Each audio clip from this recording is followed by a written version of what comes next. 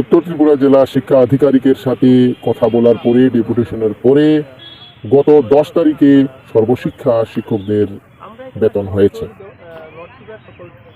আমার এসএসসি টিচারের পক্ষ থেকে যে আমরা প্রত্যেকটা মাসেই আমাদের একটা বিশাল একটা বিড়ম্বনা হয় আমাদের বেতন নিয়ে।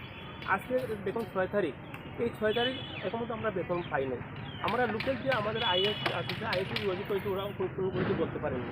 তাই ওনারা ভাবলাম যে এবার ডিস্ট্রিক্টে আসি। ডিস্ট্রিক্টে যেটা আমরা খবর পেলাম, ওনারা আজ পর্যন্ত মানে সঠিক কিছু বলতে পারেননি।